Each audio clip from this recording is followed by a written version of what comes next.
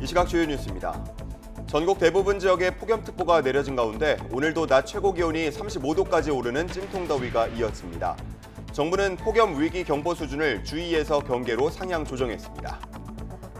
경기도 과천에서 출생 미신고 영아를 방치해 숨지게 한 뒤 유기한 사례가 적발됐습니다. 이른바 유령 아동 전수조사가 진행되면서 비슷한 사례가 잇따라 확인되고 있습니다. 후쿠시마 오염수 방류가 임박하면서 정치권의 여론전이 격화하고 있습니다. 민주당이 대규모 집회를 열며 총공세에 나서자 여당은 민생을 내팽개치고 오로지 정쟁에만 몰두하고 있다고 맹비난했습니다. 지난달 무역 수지가 11억 달러 흑자를 기록하며 1년 4개월 만에 흑자로 전환했습니다. 자동차 수출 확대와 반도체 회복세가 원동력이 됐습니다. 프랑스에서 경찰이 17살 알제리계 소년을 총으로 쏴 숨지게 한 사건 이후 시위가 격화되며 폭동으로 번지고 있습니다. 방화와 약탈 등이 프랑스 전역으로 확대됐고 경찰이 체포한 사람들도 1,000명을 훌쩍 넘었습니다. 굿모닝 YTN 2부 이어갑니다. 전국 대부분 지역에 폭염특보가 내려진 가운데 일요일인 오늘은 체감온도가 33도에서 35도로 올라 무더운 곳이 많겠습니다. 오늘 아침 최저 기온은 21에서 24도, 낮 최고 기온은 26에서 35도로 예보됐습니다. 전국에 가끔 구름이 많은 가운데 제주도는 대체로 흐리겠고 장마 전선이 다시 북상함에 따라 오후부터 제주도에, 밤부터는 전남 해안에 비가 내리겠습니다. 특히 제주도에는 돌풍과 천둥 번개를 동반한 시간당 30에서 60mm의 매우 강한 비가 내리는 곳이 있겠습니다. 내일까지 예상 강수량은 제주도 30에서 100mm, 전남 해안은 10에서 50mm입니다. 최근 이전에 보지 못했던 기상이변이 잦아지고 있습니다. 이산화탄소 배출로 인한 온난화가 원인으로 지목되는데 한반도의 이산화탄소 농도가 관측 이래 최고를 기록했습니다. 정혜윤 기자의 보도입니다. 극심한 가뭄으로 말라버린 저수지. 건조한 날씨와 강풍이 만들어낸 대형 산불. 그리고 서울을 강타한 시간당 140mm 집중호우까지. 기상이변으로 인한 재해는 매년 강해지고 더 잦아지고 있습니다. 온난화로 인한 기후변화가 원인으로 지목됩니다. 온난화를 일으키는 이산화탄소 농도는 지난해 지구촌 평균 417.1ppm. 그런데 한반도는 이보다 더 심각합니다.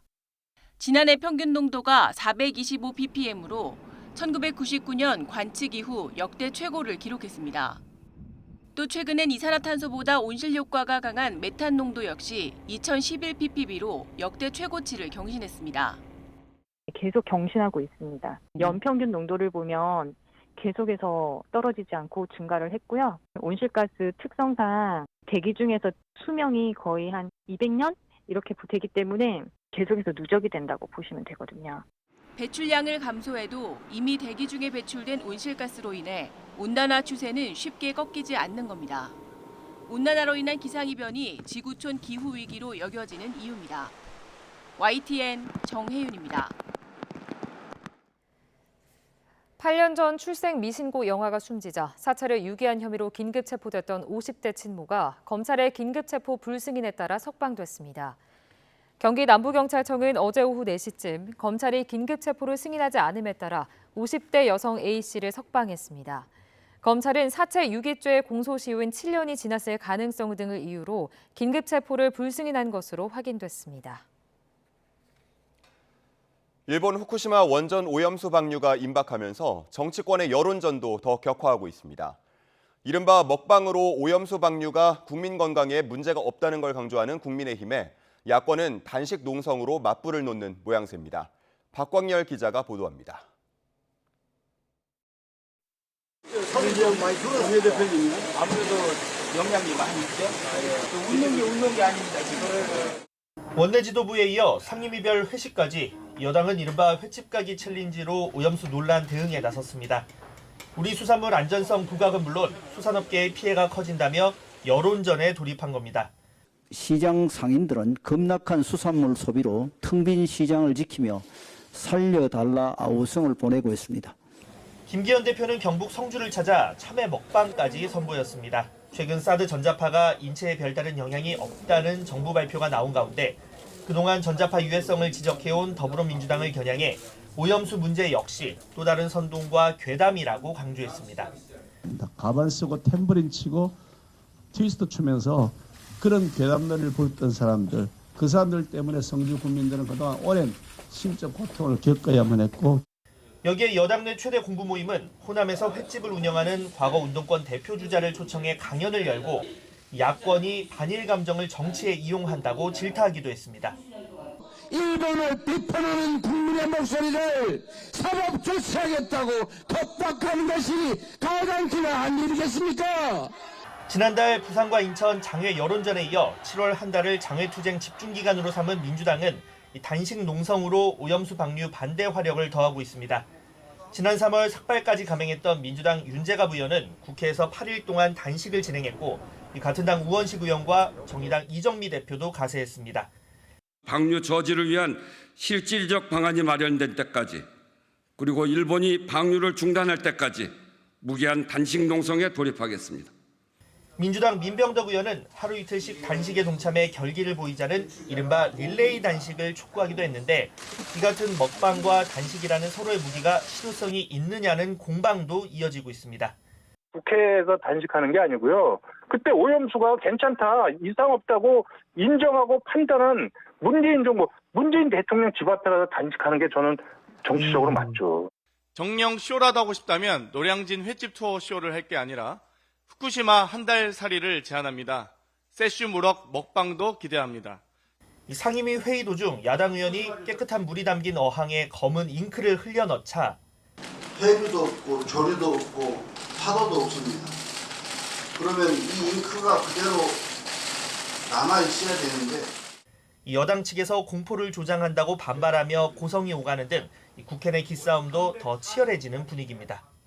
정치권이 과학적 접근과 근본 대책 마련보다는 보여주기식 정쟁에 몰두하는 것 아니냐는 비판도 나옵니다. 그러나 일본의 오염수 방류가 초읽기에 들어가면서 오염수 문제가 계속해서 전국 뇌관으로 작용할 거란 전망이 지배적인 만큼 여야의 여론전은 더 격화될 것으로 보입니다. YTN 박광렬입니다. 국민의힘 김기현 대표가 이태원 참사 특별법 패스트트랙 지정 등을 주도한 더불어민주당을 향해 마약에 도취했다는 등 격한 발언을 쏟아냈습니다. 이에 민주당은 김 대표야말로 제정신이냐고 맞받았는데 6월 임시국회 이후 여야의 감정의 골만 깊어졌다는 우려가 나옵니다. 정현우 기자입니다.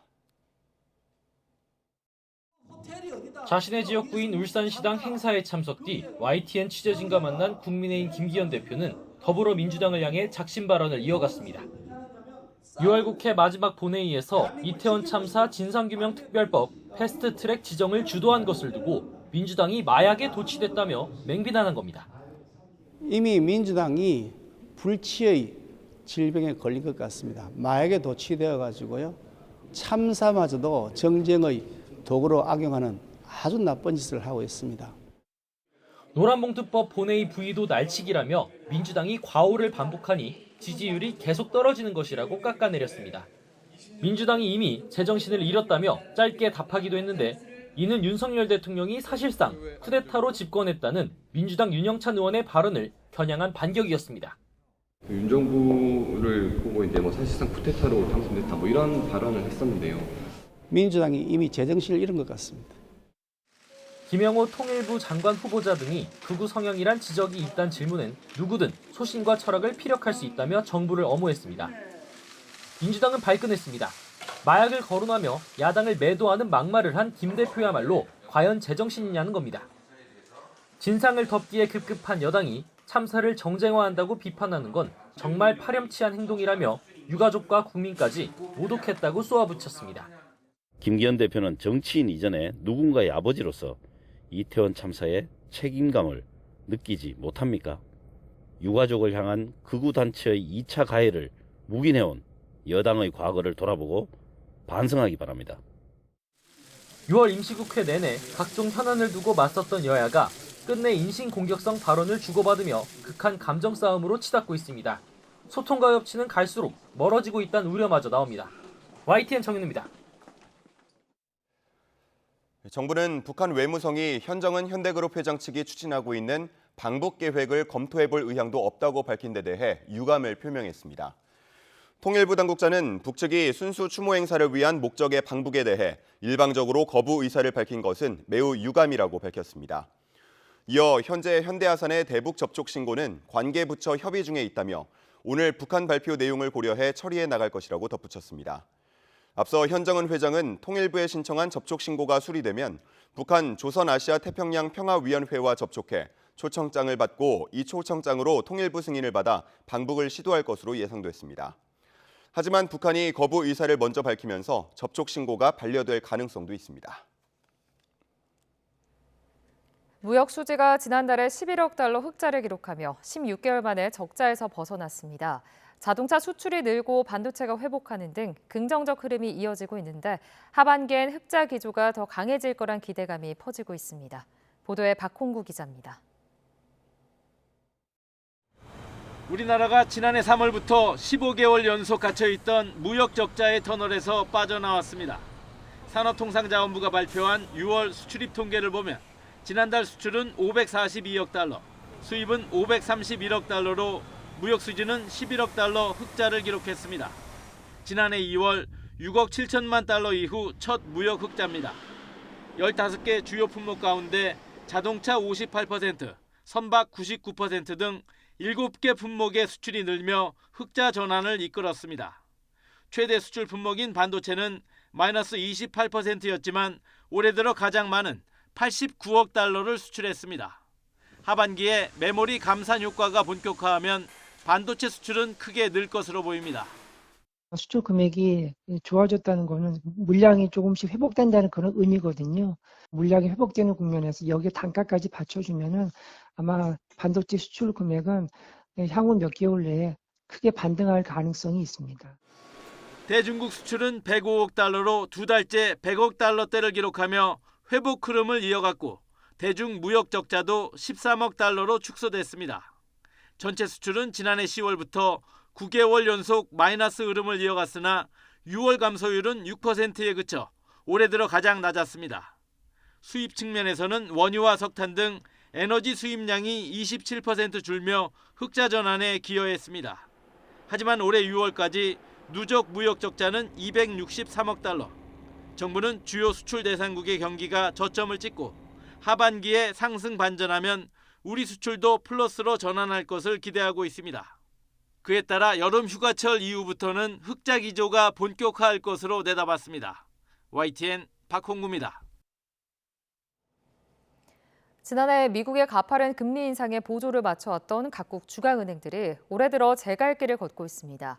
우리는 기준금리를 동결하고 중국은 오히려 인하했는데 그만큼 자국의 경제 상황이 더 중요해졌기 때문입니다. 김지선 기자입니다. 기축통화인 달러의 흐름은 전 세계 통화 정책에 영향을 미칩니다. 제롬 파월 미국 연준 의장의 입에 관심이 쏠릴 수밖에 없는 이유입니다. Inflation pressures continue to run high, and the process of getting inflation back down to 2% has a long way to go. 파월 의장의 연내 2차례 추가 인상 예고에도 최근 각국 통화 정책은 제각각입니다. 중국은 가라앉은 경기를 살려보겠다며 금리 인하에 나섰고 장기 침체에서 벗어나려는 일본의 제로금리 정책에 엔화 가격은 바닥을 치고 있습니다. 긴축 속도를 늦추는가 싶더니 다시 높인 국가들도 대개 국내 경제 상황에 따랐습니다. 가장 먼저 동결에 나섰다가 인상을 재개한 캐나다와 최근 깜짝 빅스텝을 밟은 영국은 탄탄한 고용과 소비 지표에 발목을 잡혔습니다. 경기 부양과 물가 안정, 어디에 방점을 찍을지 이제는 각자의 경제 상황이 더 중요해진 겁니다. 다들 유지만 해도 물가 상승률은 서서히 떨어지는 충분히 긴축적인 수준이라서 미국만큼 좋지는 않은 상황이면 물가 상승률 떨어지는 속도가 늦어져도 경기 침체 우려가 크면 그냥 금리 수준을 유지하는 것이죠. 우리나라도 지난 2월 미국보다 먼저 금리 인상을 멈춘 이후 계속 동결을 택하고 있습니다. 작년이나 그런 상황과 달리 이제 국내 요인 그리고 본연에 원래 하듯이 물가 패스를 주로 보고 환율은 보더라도 그것이 물가에 주는 영향이라든지 금융안전에 주는 영향을 보면서 할 수 있는 그런 쪽으로 지금 많이 왔다. 다음 달 미국이 추가 인상에 나서며 한미 금리 차가 2%포인트까지 벌어질 게 확실해 보이지만 한국은행은 이번에도 동결 카드를 쓸 거란 전망이 여전히 우세합니다. YTN 김지선입니다. 정부가 미국계 헤지펀드 엘리엇에 이어 론스타가 낸 세금 반환 소송에서도 잇따라 패하면서 7천억 원 가까이 물어내야 하는 궁지에 몰렸습니다. 비슷한 소송도 줄줄이 선고를 기다리고 있어 정부의 국제투자 분쟁 대응 역량을 시급히 강화해야 한다는 목소리가 커지고 있습니다. 김철희 기자입니다. 삼성물산과 제일모직 합병에 부당하게 개입했다는 이유로 엘리엇에게 1,300억 원에 이르는 배상금을 내게 된 우리 정부. 2019년부터 이 소송 대응을 위해 쓴 돈이 156억 원에 이르는 것으로 파악됐습니다. 정부를 대리하는 국내외 로펌에만 99억 원이 지급됐는데 올해 들어간 비용은 포함되지 않아 취소 소송 제기 여부에 따라 더 늘어날 가능성도 있습니다. 이미 지난해 정부는 론스타가 제기한 투자자 국가 소송 판정에 따라 2,900억 원을 물어줘야 합니다. 론스타는 또 정부와 서울시를 상대로 낸 세금 반환 청구 소송도 이겨 원금 1,682억 원과 최소 300억 원 넘는 이자까지 받을 수 있습니다. 이처럼 다국적 사모펀드와 투자 분쟁에서 연거푸 고배를 마신 정부가 받아든 청구서 금액만 벌써 7천억 원에 육박합니다. 해외 투자자 대우와 국내 세금 징수 체계 등 약한 고리만 파고드는 치밀함에 밀려 천문학적 배상금을 국민 혈세로 물어줘야 하는 상황입니다. 여기에 엘리엇과 같은 취지로 소송을 낸 미국계 사모펀드 메이슨도 2억 달러 배상을 요구하는 등 비슷한 소송 5건이 판결을 기다리고 있습니다. ISDS 자체가 해외 자본에 유리하게 설계된 측면이 있긴 하지만 정부 대응 역량을 대폭 끌어올리지 않으면 국민 피해가 눈덩이처럼 불어날 거란 우려가 커지고 있습니다. 이런 국제중재에 좀 관여해서 경험을 쌓고 역량을 키워야 되는 어떤 공적인 대응 능력을 가지고 있어야 되는데 일각에선 엘리엇 배상 판정에 빌미를 제공한 국정농단 주역들에게 구상권을 행사해 책임을 물어야 한다는 주장도 나옵니다. 하지만 당사자의 고의성과 과실 정도 등이 명백히 입증돼야 구상권 청구가 가능해 현실화하기까진 갈 길이 멀어 보입니다. YTN 김철입니다. 성소수자의 다양성과 표현의 자유를 알리는 퀴어 축제가 서울 을지로에서 열렸습니다. 서울광장을 벗어나 축제가 열린 건 8년 만으로 인근에서 반대 집회도 열렸지만 다행히 충돌은 없었습니다. 유서연 기자가 현장에 다녀왔습니다. 무지개색 깃발이 넘실대는 거리. 손팻말을 들고 다양한 소품을 착용한 사람들이 한껏 개성을 드러냅니다. 성 정체성은 하나로 규정될 수 없음을 강조하는 성소수자 문화 축제가 서울 도심에서 열렸습니다. 우리는 성소수자가 사람답게 인간답게 내가 나인 채로 아무도 뭐라 하지 않는 그런 세상을 꿈꾸기 때문에 피어나라 피어나라라고 우선 지었고요. 올해로 24번째를 맞은 축제엔 주최 측 추산 5만여 명이 참여해 활기찬 분위기 속에 가두 행진이 이어졌습니다. 퀴어 축제의 대미를 장식하는 퍼레이드가 시작됐습니다. 무더운 날씨에도 차별 없는 세상을 꿈꾸는 무지갯빛 행렬이 서울 을지로 도심을 가득 메우고 있습니다. 지난 2015년부터 코로나19 시기를 제외하고는 줄곧 서울광장에서 열렸던 퀴어 축제. 올해는 서울시가 기독교 단체의 청소년 행사에 광장을 내주면서 을지로로 장소를 옮겼습니다. 이 때문에 일부 참가자 사이에선 볼멘 소리도 터져나왔습니다. 연례적으로 열리던 행사를 먼저 해주는 것이 원칙이라고 생각이 드는데 그거에 대해서 안 됐다는 것이 성소수자랑 탄압이라는 생각이 너무나도 들기 때문에 1km 남짓 떨어진 곳에선 퀴어 축제를 반대하는 종교단체의 맞불 집회가 열리는 등 성소수자를 향한 따가운 시선도 여전했습니다. 위험성을 좀 제대로 알려주고 그러면은 좀 건전하게 우리 아이들이 문화를 만들어 갔으면 좋겠어요. 도로를 사이에 두고 찬반으로 갈린 목소리가 울려 퍼졌지만 경찰이 50여 개 부대를 배치하고 동선을 분리해 다행히 별다른 충돌은 없었습니다. 다만 대규모 집회와 행진으로 일부 도로가 통제되면서 도심 곳곳에서 교통 체증이 빚어졌습니다. YTN 유서연입니다. 필립 골드버그 주한 미국 대사는 어제 제24회 서울 퀴어 문화 축제에서 평등권을 향한 여정은 아직 끝나지 않았다고 밝혔습니다. 골드버그 대사는 영상 메시지를 통해 인권과 자유를 존중하기 위한 노력에 있어 미국이 여러분과 함께하고 있음을 기억해달라며 이같이 말했습니다. 콜린 크룩스 주한 영국 대사도 영상 메시지에서 지난 20년간 있었던 영국 내 성소수자 권리 진전을 거론하며 하룻밤 사이에 일어난 일이 아니라고 강조했습니다. 어제 오후 2시 10분쯤 울산 울주군 진화해수욕장 해수면에서 20대 안전요원이 의식을 잃은 채 발견돼 병원으로 옮겨졌지만 숨졌습니다. 숨진 안전요원은 당시 해수욕장에서 열리던 레저 축제의 생존 수영 대회에 투입됐으며 안전관리요원 자격증 보유자인 것으로 전해집니다. 어제 오후 4시쯤 강원 양양군 현남면 인근 해상에서 40대 여성이 구조돼 병원으로 옮겨졌지만 숨졌습니다. 숨진 여성은 당시 물놀이 중 바다에 빠졌다가 주민에 의해 구조됐던 것으로 전해집니다. 어젯밤 9시 50분쯤 서울 신길동 수산물 가게에서 불이 났습니다. 당시 가게 안에 사람이 없어서 인명피해는 없었지만 불은 수산물과 집기 등을 데우고 10여 분 만에 꺼졌습니다. 경찰과 소방당국은 가게 안 분전함에서 불이 시작된 것으로 보고 정확한 화재 원인을 조사하고 있습니다. 화재 현장에서 가장 위험한 건 바로 유독가스인데요. 화재 사망자 10명 가운데 7명은 질식해서 숨지는 것으로 나타났습니다. 하지만 대피 과정에서 골든타임을 지켜줄 방연 제품은 보급이 더딘 실정입니다. HCN 충북방송 남궁형진 기자입니다. 2017년 발생한 제천 스포츠센터 화재 참사. 29명의 목숨을 앗아간 것은 화염이 아닌 연기였습니다. 화재 현장에서 발생하는 연기와 유독가스는 호흡 순간 의식을 잃게 만들어 목숨까지 위협하는데 실제 최근 3년간 충북 화재 사망자 31명 중 69%가 넘는 19명이 질식해 숨진 것으로 확인됐습니다. 그 화재 발생 시 유독가스 등으로 인한 질식사가 사망 원인의 대부분을 차지하고 있는데요. 방연 제품을 비치하게 되면 인명피해 최소화에 많은 부분 기여될 것으로 전망되고 있습니다. 화재 현장에서 연기에 대한 경각심이 커지면서 대피 시 이를 막는 방연 마스크에 대한 관심도 커지고 있습니다. 실제 마스크 모양부터 이런 손수건 형태까지 다양한 제품들이 나오고 있습니다. 하지만 아직까지 아파트와 다중이용 시설은 물론 관공서와 영유아, 어린이, 노인, 장애인 시설에서도 방연 제품을 갖춘 곳은 드문 실정입니다. 의무사항이 아닌 점과 비용 부담 등의 이유로 제대로 갖춰지지 않고 있는 겁니다.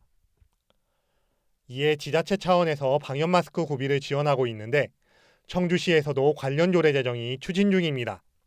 그 방역 마스크만 있더라도 그 연기 흡입을 덜하기 때문에 대피할 수 있는 시간이 마련되면은 충분하게 생명을 살릴 수도 있고 자기 생명을 살릴 수 있지 않는 측면에서 제안을 하게 됐습니다. 화재 발생 시 유독가스에서 생명을 보호해줄 수 있는 방연 제품. 전문가들은 권고 수준이 아닌 일정 규모 이상 다중이용 시설이나 공동주택에 이를 의무적으로 구비하도록 하는 법령 등이 마련돼야 한다고 지적합니다. HCN 뉴스 남궁형진입니다.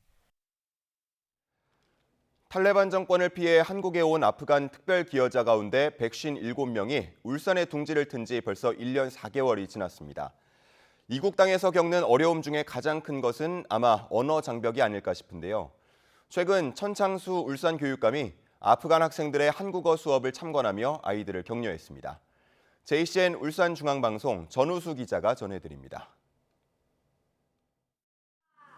초롱초롱한 눈빛의 아이들이 흰 종이에 알록달록 색을 칠하고 있습니다. 공들여 색을 입히고 그 위에 스티커를 얹으니 쓴 우리말 작품이 됩니다. 여느 초등학교 교실과 별반 다르지 않지만 이국적인 외모에다 바시르, 모나와르, 아이샤라는 책상 명찰이 어딘가 특별한 교실임을 말해줍니다. 한국어 학급이라고 이름 붙은 교실에는 지난해 2월 탈레반 정권을 피해 울산으로 온 아프간 특별기여자 자녀 26명이 모였습니다. 이 자리에 천창수 울산 교육감이 취임 이후 처음으로 참관 수업자 함께했습니다. 학생들의 한국어 수준과 학교 생활 적응 정도 등을 점검하기 위해서입니다. 다문 학생들이 학교 생활 잘 적응할 수 있게끔 제일 중요한 게 우리말 공부고 또 한국 문화에 대한 이해 그런 걸 위해 가지고 익숙치 않은 우리말 실력이지만 예상치 못한 질문들이 교육감에게 쏟아집니다. 우리 학교에 왔으면 좋겠어요. 교장 선생님. 선생님 우리 학교 오면 우리랑 같이 축구하고 이야기도 하면 좋아요. 지금 많은 선생님들 오시고 우리한테 공부 가르쳐주고 우리 지금 열심히 공부하겠습니다. 교관님 감사합니다. 다소 서먹했던 교실 분위기는 선물을 내걸고 시작한 가위바위보 게임 하나로 웃음꽃이 핍니다. 울산교육청은 서부초등학교를 다문화정책연구학교로 지정해 올해 8월까지 운영하기로 했습니다. 아프간 특별기여자 자녀 26명의 어린이들 중 절반은 다문화정책연구학교로 지정된 이 학교 한국어 학급에서 오전에 수업을 받고 오후에는 원래 배정된 반에 복귀해 같은 반 아이들과 어울리며 서로 간의 벽을 좁혀가고 있습니다. 울산교육청은 아프간 학생들의 생활 적응을 돕기 위해 전담팀을 구성하는 등 공을 들여왔습니다. 이와 함께 아프간 학생 배치와 대규모 공동주택 입주에 따른 학부모의 요구사항을 수용해 교실과 화장실, 급식소도 69억 원을 들여 증축합니다. 한편 울산에는 최근 6년간 아프간 특별기여자 자녀를 포함해 모두 3,635명의 다문화 학생들이 학교에 다니고 있습니다. JCN 뉴스 전우수입니다. 유럽연합의 올 하반기 순회 의장국 스페인의 산체스 총리가 첫 일정으로 젤렌스키 우크라이나 대통령과 정상회담을 했습니다. 산체스 총리는 우크라이나 EU 가입을 우선 지원하겠다고 했지만 젤렌스키 대통령은 F-16 전투기 지원이 지연되고 있다며 불만을 표했습니다. 보도에 이상순 기자입니다. 올해 하반기 유럽연합 EU의 순회 의장국인 스페인의 페드로 산체스 총리가 우크라이나를 찾았습니다. 먼저 의회를 방문해 러시아의 침공 구실이었던 EU 가입을 우선 지원하겠다고 밝혔습니다. We do not forget that the European aspiration of the Ukrainian people was one of the excuses that triggered the Russian reaction and in turn the invasion. 산체스 총리는 이어 정상회담 직후 열린 공동기자회견에서도 나토와 우크라이나 간 위원회 창설 등을 지지한다고도 말했습니다. 하지만 젤렌스키 대통령은 F-16 전투기 지원 문제를 불쑥 꺼내며 일부 국가가 계획을 지연시킨 것 같다며 불만을 표시했습니다. Ми домовились, дотиснули, що у нас є коаліція країн, які готові розпочати тренування для українських пілотів. Графіку тренувальних місій немає. 젤렌스키 대통령은 또 전쟁이 끝나면 나토 회원국이 될 거라는 확신이 필요하다고도 했습니다. 대반격 작전이 기대에 못 미치면서 서방의 실질적 군사 지원이 더 절실하다는 뜻으로 풀이됩니다. 이런 가운데 러시아는 푸틴 대통령에 대한 반란의 흔적 없애기에 열중하고 있습니다. 상트페테르부르크의 상업지구에 있는 바그너 그룹 센터 건물 곳곳의 로고가 일제히 지워지고 있습니다. 지난해 문을 연 이 센터는 바그너 그룹 수장 프리고진의 부와 권력을 상징했던 건물입니다. YTN 이상순입니다. 반란을 접고 한때 벨라루스로 이동했던 바그너 그룹 수장 프리고진의 행방을 두고 여러 추측이 나오고 있는 가운데 영국 BBC가 러시아로의 이동 가능성을 제기했습니다. 벨라루스에선 바그너 그룹 용병들을 위한 수백 개의 텐트가 설치된 모습이 위성 사진에 포착됐습니다. 황보연 기자가 보도합니다. 반란을 하루 만에 접고 러시아 남부 로스토프를 떠나는 프리고진. 무성한 추측 속에 다음 행선지는 벨라루스로 확인됐습니다. 중재자로 나섰던 루카셴코 벨라루스 대통령은 지난달 27일 직접 프리고진의 도착 소식을 알렸습니다. Да, действительно, он сегодня в Беларуси, как я и обещал. Если вы хотите какое-то время у нас перекантоваться и прочее, мы вам поможем, естественно, за их счет. 앞서 서방 언론들은 프리고진 전용기 이동 경로를 추적해 벨라루스 도착 가능성을 제기했는데 그 예상이 맞아떨어진 겁니다. 하지만 그 이후 행적은 오리무중. 이런 가운데 영국 BBC가 벨라루스 이후에 프리고진이 러시아로 이동했을 가능성을 제기했습니다. 지난달 27일 오전 벨라루스에 도착한 프리고진 전용기가 당일 밤늦게 러시아 서북부 상트페테르부르크로 이동했고 29일 오전엔 모스크바로 날아갔다는 겁니다. BBC는 또 러시아 신문에 지난달 29일 상트페테르부르크에서 프리고진으로 추정되는 남성이 헬기에 탑승하는 사진이 게재됐다고 전했습니다. 다만 프리고진이 전용기에 탔는지 그리고 헬기 탑승 사진에 찍힌 남성이 프리고진이 맞는지는 확인되지 않았다고 설명했습니다. 프리고진과 마찬가지로 2만여 명으로 추정되는 바그너 그룹 용병들의 정확한 행방도 아직 베일에 쌓여 있습니다. Right now, we continue to see some elements of the Wagner Group in Russian-occupied territory in Ukraine. 바그너 그룹 용병들의 새 거처로 지목된 벨라루스의 군 기지에서는 텐트 300여 개가 새로 설치된 모습이 민간 위성을 통해 포착됐습니다. 하지만 텐트가 설치된 것 외에 용병들이 옮겨와 거주하는 흔적은 발견되지 않았습니다. YTN 황보연입니다. 프랑스에서 경찰관이 17세 알제리계 소년 나엘에게 총을 쏴 숨지게 한 사건이 발생한 뒤 시민들의 반발이 과격해지면서 나흘 밤 연속으로 폭동 사건이 잇따랐습니다. 프랑스 내무부는 현지 시간 1일 공개한 보고서에서 전날 밤부터 이날 오전까지 프랑스 전역에서 1,311명을 체포했다고 밝혔습니다. 폭동에 대응하는 과정에서 다친 경찰과 군 경찰은 79명이었습니다. 한편 프랑스에서 최근 증가한 경찰의 폭력적 진압을 두고 논란이 커지고 있습니다. 현지 시간 30일 영국 일간 가디언에 따르면 지난달 27일 숨진 나엘을 포함해 올 들어 프랑스에서 교통 검문 과정에서 경찰의 총에 사망한 이는 모두 3명으로 집계됐습니다. 2020년 한 해 동안 2건, 2021년엔 3건에 불과했지만 작년 13건으로 급증했습니다. 관련 희생자의 대다수가 흑인이나 아랍계 출신이란 점을 두고 현재 인권단체 사이에선 프랑스 사법기관의 법 집행 과정에 인종차별적 요소가 있다는 비판을 제기하고 있습니다.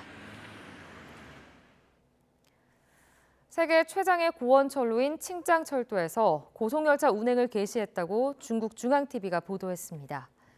보도에 따르면 어제 오전 8시 30분 칭하이성 성도 시닝에서 출발한 고속열차 푸싱호 C891편이 오후 2시 거얼무에 도착했습니다.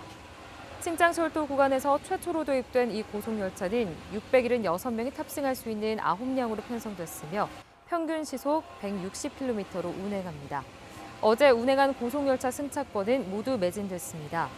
이 고속열차는 고원지대와 저온 환경, 자외선 및 모래바람에 견딜 수 있도록 설계됐습니다.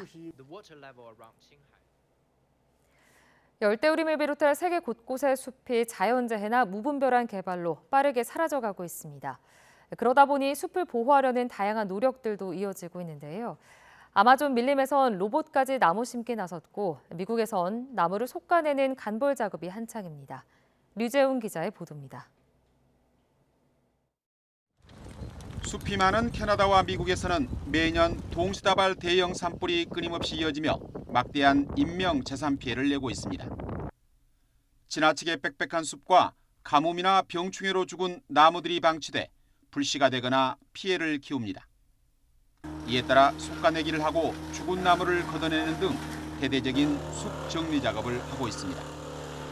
We're trying to reduce the threat of large-scale wildfires by reducing the number of trees across the national forests in the western U.S. 미국 정부는 연말까지 수십억 달러를 들여 10개 주 200여 지역에서 숲 정리 작업을 계속해 고질적인 산불 위험을 줄이겠다는 계획입니다. 지구의 여파 아마존 열대우림에서는 급속히 황폐해가는 숲을 살리는 게 급선무입니다. 숲이 사라지는 속도만큼 숲 재건에 필요한 나무 모종도 대규모로 필요해 스웨덴 회사가 개발한 로봇까지 활용하고 있습니다. So if we have robots here to help planting trees and local people be involved and learning technology, it'll be like pretty much battling together. 열대우림 지킴이들은 근원적으로는 수십 년째 이어지고 있는 무분별한 목재 사업이나 개간 등 아마존에서의 약탈적 이용을 개선해야 한다고 목소리를 높이고 있습니다. YTN 유재용입니다. 우주에서 미지의 영역인 암흑물질과 에너지를 탐구할 망원경 유클리드가 발사됐습니다. 유럽 우주국 ESA의 우주망원경 유클리드는 현지 시간 1일 오전 11시 12분 미국 플로리다주 케이프 커네버럴 우주군 기지에서 스페이스X의 펠컨 9 로켓에 실려 발사됐습니다. 유클리드는 이륙 2분 40초쯤 뒤 대기권 밖에서 로켓과 성공적으로 분리됐습니다.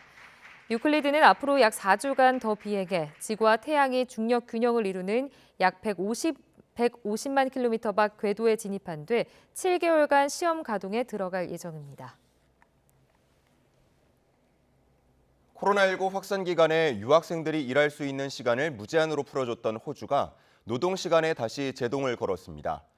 학업과 일을 병행하며 고물가를 버텨온 한인 유학생들은 임금이 크게 줄어서 생활비 부담이 커졌고 한인 상권도 이중고를 호소하고 있습니다. 윤영철 리포터가 전해드립니다. 이달부터 호주 정부가 유학생들이 일할 수 있는 시간을 2주 동안 48시간으로 제한했습니다. 코로나19 여파로 인력난이 심각해지자 2021년 학생비자 소지자의 근무 시간을 무제한으로 풀었다가 일상 회복과 함께 다시 시간 제한을 둔 겁니다. 유학생 정요한 씨는 당장 오를 대로 오른 임대료가 마음에 걸립니다. 리스트릭션이 없을 때는 그래도 뭐 38시간이나 심지어 뭐 40몇 시간씩 일하는 학생들도 있었는데 일단은 반토막으로 줄게 되기 때문에 일단은 렌트비가 요즘 올해 굉장히 많이 올랐는데 학생들이 렌트비를 감당하기 굉장히 힘든 상황이 있을 수도 있고요. 우려하는 목소리가 굉장히 커요. 왜냐하면 저 친구들도 똑같이 투잡, 쓰리잡 하는 친구들이 있는데 소득이 떨어지면 앞으로 이제 어떻게 돈을 벌어야 하나, 주로 한인 유학생들이 일하던 한인 상권 역시 인력 공백 우려가 커졌습니다. 저희 가게는 한국인이 한 10명에서 15명 정도 있는데 거의 다 한국 사람들이고요. 학생들 같은 경우는 50% 이상이 이제 학생들로 되어 있습니다. 한국인을 못 쓰게 되면은 또 외국인 친구들 뽑게 되고 그렇게 되면 또 이 친구들도 데려와서 한국인의 문화를 이제 또 가르쳐 주면서 운영을 해야 되니까 조금 더 힘든 상황이죠. 같은 기간 최저임금도 8% 넘게 올라 동포 자영업자들은 이래저래 고민이 깊습니다. 호주의 최저시급은 이제 23.23 호주달러, 우리 돈 2만 원에 육박합니다. 상황이 이렇다 보니 부담을 줄여보고자 직접 매장에 나와 일하는 한인 소상공인들이 부쩍 늘었습니다. 주문 접수부터 홀 서빙까지 매장 내 자동화 시스템을 도입한 곳도 많습니다. 잘 보이시지 않았던 오너분들이 오셔갖고 업장을 운영하시는 경우가 생겼습니다. 초반부터 저희가 비즈니스를 모델링 할 경우에 모든 이제 테이블 서비스는 저희가 진행을 하지 않고 모든 대응을 QR 오더를 모바일로 진행할 수 있게 하거나 아니면은 뭐 포스 머신 캐시 같은 경우도 캐시리스로 많이 바꿨고요. 호주 정부는 소상공인들이 고물가 위기를 버텨낼 수 있도록 많게는 약 8천만 원까지 지원하는 등 다양한 지원책을 펴나갈 방침입니다. 정부에서는 소상공인의 매출액 기준으로 최저 2만 불에서 최대 10만 불까지 지원금을 좀 지원을 하고 있고요. 최근에 발표한 2023년도 예산안에 의하면 최대 세액 공제 범위를 확대할 것으로 보이고. 하지만 단기 지원책으로는 관련 업계 동포들의 부담이 덜어지기 어려운 데다 한인 유학생들 역시 근무 시간이 대폭 줄어들면 임금 인상 효과를 체감하기 힘들어 사실상 누구도 웃기 힘든 상황이 됐습니다. 호주 멜버른에서 YTN 월드 윤영철입니다. 한류의 인기는 중동 지역에서도 꾸준히 이어지고 있는데요. 중동 국가로 진출하려는 상공인들과 현지 바이어를 연결하는 상담회가 아랍에미리트에서 열렸습니다. 먼저 진출한 동포 경제인들과 유관기관의 생생한 조언도 더해졌습니다. 원효환 리포터가 취재했습니다. 해외 시장 개척에 나선 화장품 업체 대표 조윤수 씨. 현지를 방문해 바이어를 만나고 수출 인증 절차 등 관련 정보를 꼼꼼히 수집합니다. 두바이도 두바이의 규정에 맞는 화장품 위생허가를 받아야 된다고 알고 있거든요. 두바이의 화장품 인증에는 할랄을 포함한다고 들었어요. 그래서 조 씨처럼 중동 시장에 진출하려는 이들이 곳곳에서 제품을 놓고 열띤 상담을 하거나 현장에서 바로 수출 양해각서를 맺기도 합니다.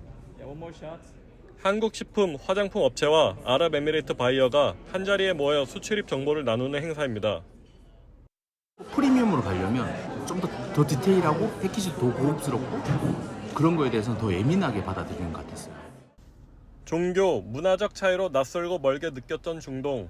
이슬람권은 율법에 따라 허용된 사물이란 뜻의 할랄이 식사와 미용, 의료 등 일상 전반에 깊숙이 자리 잡고 있습니다. 특히 식품은 할랄과 직결되는 분야로 무슬림이 먹을 수 있는 할랄 제품은 돼지고기와 술이 들어가선 안 되고 이슬람 방식으로 도축된 고기만 사용해야 합니다. 아랍에미리트에서 식품 관련 사업을 하는 동포들은 소비자 신뢰와 마케팅 효과를 높이려면 할랄 인증이 필수라고 조언합니다. 소비자분들이 이제 할랄 마크가 있는 제품을 보면은 안심을 하십니다. 할랄 마크가 있는 제품들은 확실히 이제 그만큼 현지 분들한테 더 인기가 있는 것 같습니다.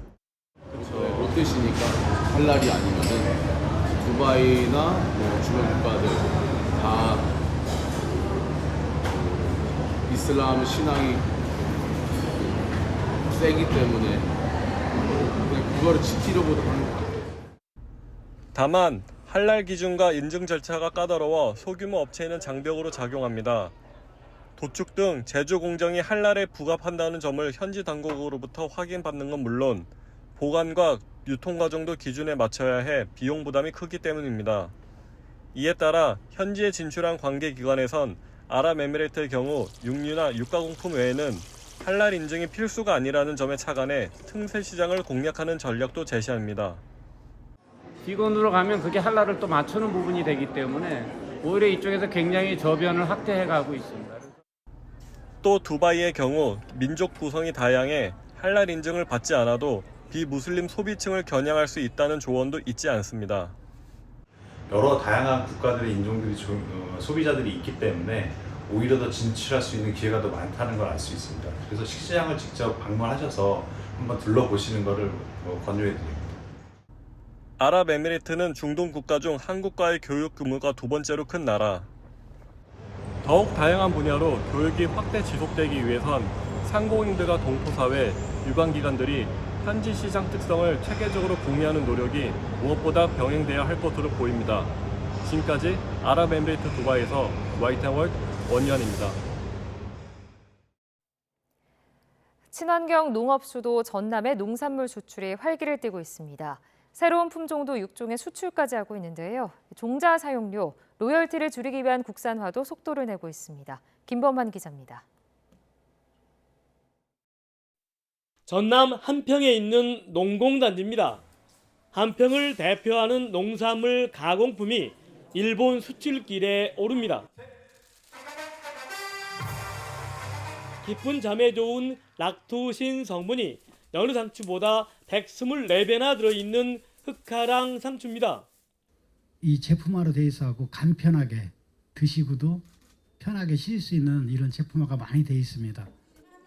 전라남도 농업기술원이 개발한 기능성 상추는 30여 가지의 가공품으로 나와 나라 안팎에서 인기를 끌고 있습니다. 나비축제를 통해 지역의 존재를 널리 알리고 생태 공원 조성에 힘쓰고 있는 한평. 하지만 한평은 이렇다 할 미래 성장 동력이 없어 농업 정책실을 만들고 농업 예산을 전처의 40% 이상으로 늘리는 등 농업 분야에 공을 들이고 있습니다.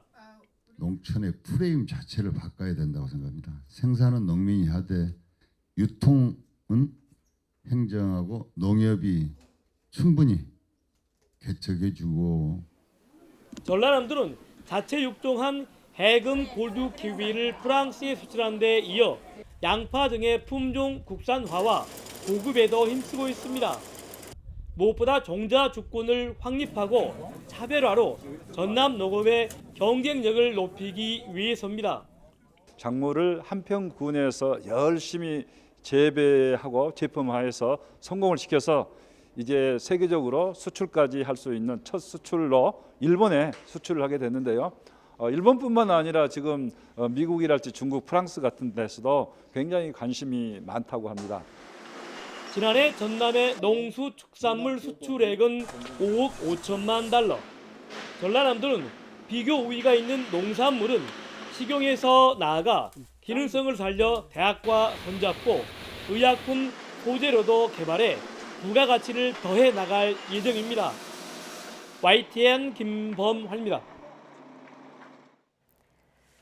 이른바 보살 팬들의 염원이 하늘에 닿은 걸까요? 프로야구 만년 하위 한화가 홈런 타자 노시환의 연타 석포를 앞세워 18년 만에 8연승을 달렸습니다.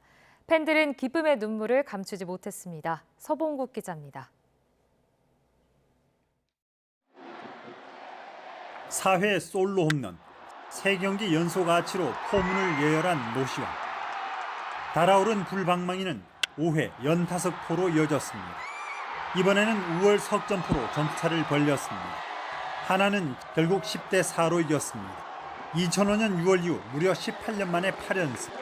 혼자 4타점 괴력을 뽐낸 노시환은 홈런 선두 최정을 뒤쫓으며 독수리 타선의 선발 전원 안타를 지휘했고 선발 투수 산체스도 6이닝 1실점 호투로 연승의 발판을 놨습니다. 제 홈런에 이렇게 우시는 것까지 정말 너무 감사드리고 이렇게 그렇게 팬분들이 우시는 거 보니까 정말 선수들이 좀 더 열심히 해야 되고 더 좋은 성적 내서 이렇게 보러 와주시는 팬분들 조금이라도 더 기쁘게 해드려야겠다는 생각이 들고요. 기아는 4회 5점을 뽑으며 LG를 누르고 3연패에서 벗어났고 두산은 곽빈의 무실점 투구를 앞세워 롯데전 3연패에서 탈출했습니다. YTN 서봉국입니다. 뜨거운 모터스포츠 열기에 발맞춰 레이싱 드라이버가 프로야구 경기 시구에 나서 눈길을 모았습니다. 국내 최고 경주 슈퍼레이스에 참가하는 CJ 로지스틱스의 오한솔은 잠실 경기 LG 기아전에 앞서 레이싱카를 타고 그라운드를 가로지른 뒤 시구까지 마쳤습니다. 잠실구장 중앙 매표소 광장에선 레이싱 차량 포토존 행사도 진행됐습니다. 여러분은 여름철 찾아오는 불청객이라고 하면 어떤 곤충이 떠오르나요?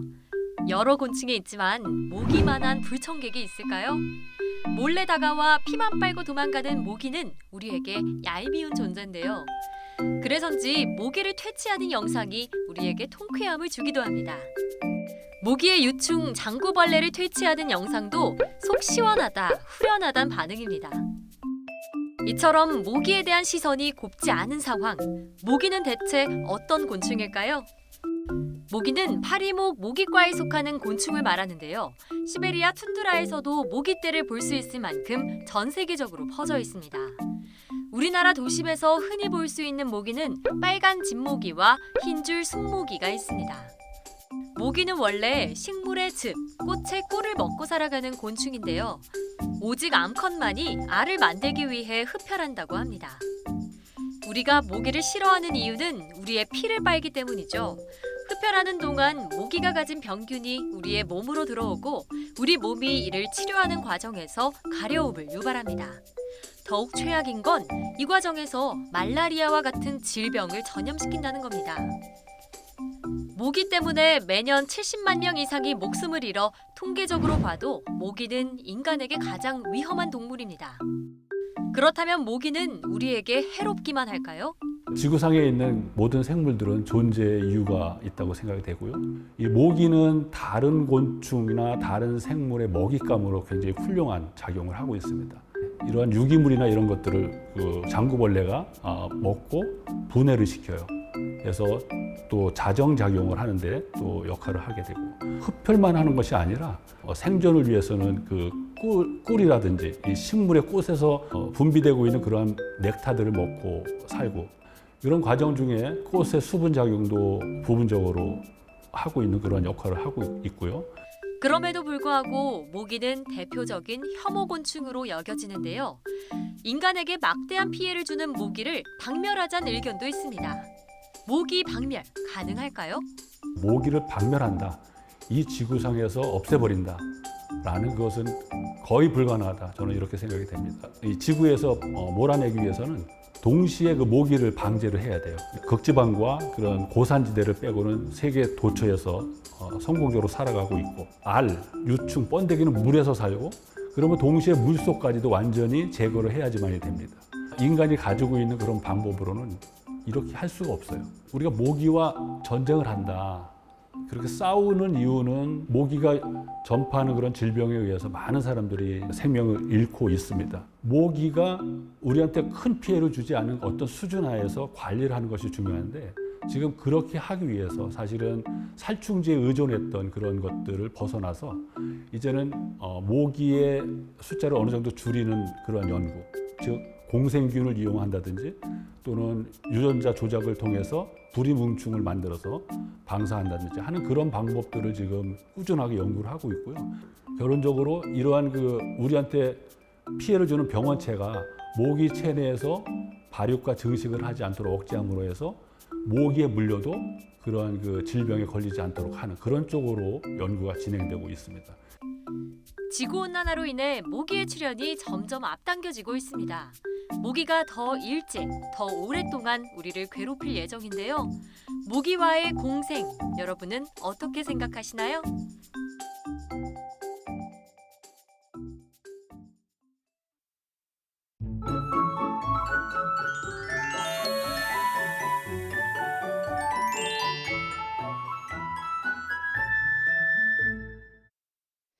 현재 대부분 지방에 폭염특보가 내려진 가운데 오늘도 무더위가 이어집니다. 서울과 대전이 32도, 대구는 35도까지 오릅니다.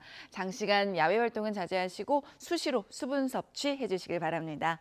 오늘 구름만 많겠지만 제주도는 오후부터, 전남 해안은 밤부터 장맛비가 오겠는데요.